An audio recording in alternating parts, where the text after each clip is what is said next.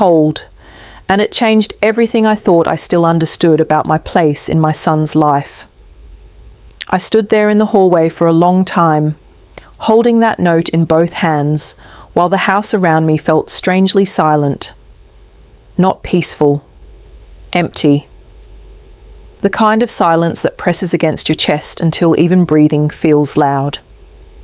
Outside, a lawnmower hummed somewhere down the street.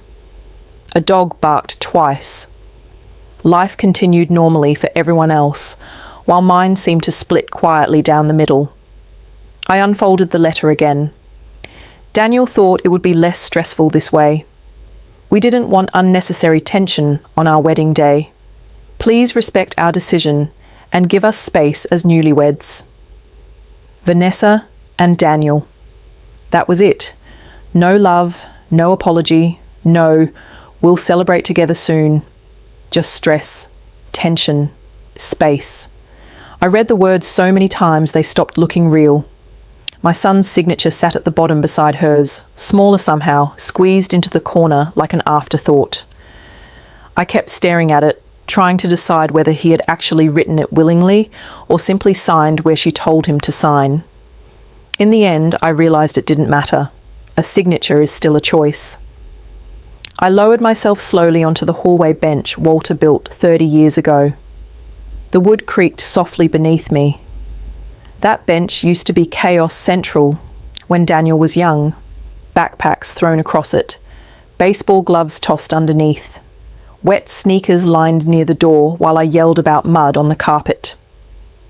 Back then, this house felt alive in a noisy, imperfect way. Now every room sounded careful, controlled, still. I looked down at the wedding gift resting beside my feet. The silver ribbon suddenly looked foolish, like something prepared by a woman who misunderstood her role in someone's life. I carried the box back into the closet and placed it carefully on the shelf again. Not dramatically, not angrily, just quietly. That's the strange thing about heartbreak when you're older. Young people cry loudly. Older people put things away. I spent the rest of that afternoon trying to behave normally. I watered the hydrangeas near the porch, folded laundry, watched half a game show without hearing any of it. But every ordinary task felt disconnected, like I was performing someone else's routine. Around 4 o'clock, I made tomato soup and grilled cheese even though I wasn't hungry. Walter used to say grief makes people feed themselves mechanically, like keeping a machine running. I remember laughing when he said that after his father died. Now I understood exactly what he meant. As the soup simmered on the stove, my phone buzzed against the counter. For one stupid, hopeful second, my heart jumped. Daniel. Maybe he finally realized how cruel this was. Maybe he was calling to explain. Maybe it was a Facebook notification. Vanessa had tagged Daniel in wedding photos. My stomach dropped immediately. I should have ignored it. I know I should have. But loneliness makes people do painful things. I opened the app slowly. The first photo filled the screen before I could prepare myself. Daniel stood beneath an arch covered in white roses, smiling in a navy suit I had never seen before.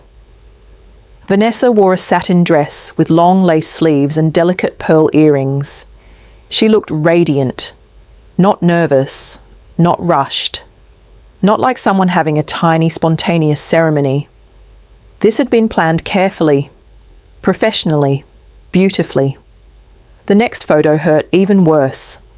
Family portraits. Vanessa between her parents. Daniel laughing beside her brother.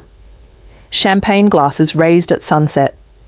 Candles glowing across long wooden reception tables. String lights hanging above smiling guests. Everyone looked relaxed, comfortable, connected. I kept scrolling even though each image felt like another small cut. Then I saw the photo that finally made me put the phone down. A mother-son dance. Daniel smiling softly while Vanessa's mother rested her head against his shoulder. The caption underneath read, "So grateful to officially welcome the sweetest son into our family." I stared at those words until my vision blurred. Into our family. As if he hadn't already belonged to one before. I set the phone face down on the counter beside my untouched soup. For the first time all day, anger flickered beneath the hurt. Not explosive anger, not screaming anger. Something colder, quieter. The kind that settles slowly into your bones. Because this wasn't forgetfulness. It wasn't poor planning. It wasn't a misunderstanding. You don't accidentally exclude someone from an entire wedding weekend. You remove them deliberately. And suddenly, memories I had ignored for years began rising one after another. Small moments, dismissed moments. The Thanksgiving. Vanessa insisted they spend with her parents because travelling twice is exhausting. The Christmas brunch where she told me they'd keep things just immediate family. The anniversary dinner Daniel cancelled 40 minutes beforehand because Vanessa was overwhelmed. Even Walter noticed it before he died. About a year before his heart attack, he stood at the kitchen sink, drying dishes, and said quietly, "That girl doesn't want competition." I laughed back then. Competition for what? Walter gave me a sad look over his glasses. For Daniel. I told him he was imagining things. I wanted peace. I always wanted peace. Women my age are taught that keeping the family together matters more than being respected inside it. So I ignored every uncomfortable feeling, every delayed invitation, every tight smile, every moment where Vanessa answered questions directed at my son. Until eventually, I trained myself not to ask for much at all. And maybe that was my biggest mistake. People get comfortable giving less to someone who keeps accepting less. The evening sunlight faded slowly through the kitchen windows, while I sat there remembering things I should have understood years ago. At 7:23, my phone rang again. This time it really was Daniel. I stared at his name lighting up the screen, while my heart beat painfully hard against my ribs. For several seconds I considered letting it ring. But mothers rarely stop being mothers completely. So I answered. "Hi, Mom." His voice sounded careful, like someone stepping onto thin ice. And suddenly, for the first time since that morning, I realized something important. Daniel already knew what he had done was wrong. That meant somebody had spent a long time convincing him it was necessary anyway. "Hi, Mum." Daniel's voice sounded distant. Not physically distant. Emotionally. Like he was already bracing himself for conflict before I'd even spoken. I stared through the kitchen window at the darkening backyard, while the phone rested against my ear. The maple tree Walter planted 20 years ago swayed gently in the evening wind. Its branches stretched across the fence line like old arms trying to hold everything together. For a few seconds, neither of us spoke. Then Daniel cleared his throat softly. "Vanessa said you called earlier."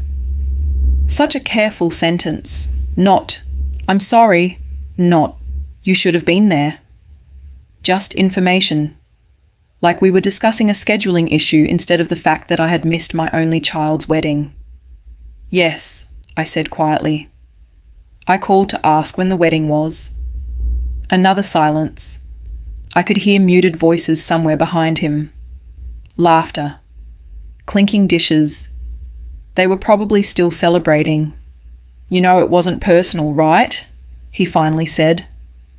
That sentence hurt more than if he had shouted at me. Because when people say something isn't personal, it usually means they already know it was cruel. I pressed my fingers lightly against my temple. "I'm your mother, Daniel." "I know."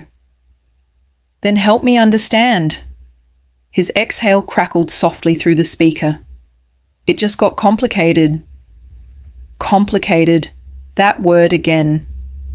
Everyone hides behind vague words when they don't want to say the truth out loud. I remembered when Daniel was 9 years old and broke Walter's favourite fishing rod, trying to pretend he could cast in the backyard. He cried for an hour afterward because lying made him physically uncomfortable back then. Now he was 36 years old and speaking to me like a nervous politician. We wanted something low stress, he continued carefully. Small, intimate. I looked down at the wedding photos still glowing faintly on my phone screen beside the soup bowl. String lights, wine glasses, 40 guests at least. Low stress apparently only meant one thing: no mother. I saw the pictures, I said. The silence after that sentence told me everything. He hadn't expected me to see them yet. Oh. Just one word: small, flat, cornered. You looked happy, I continued. And that was the honest part. He did look happy. That was what made everything worse. Not guilt, not hesitation, happiness. I was happy, he admitted softly. I closed my eyes for a moment. There's a very specific kind of grief that comes from realizing life continued beautifully without you. Not after you, without you. When were you going to tell me? I asked. Daniel hesitated long enough that I already knew the answer before he spoke. We weren't sure. Not we, her. But I noticed something during that conversation for the first time in years. Daniel no longer separated himself from Vanessa's decisions. Every sentence had become we. We thought. We felt. We decided. Marriage changes people naturally, I understand that. But this felt different.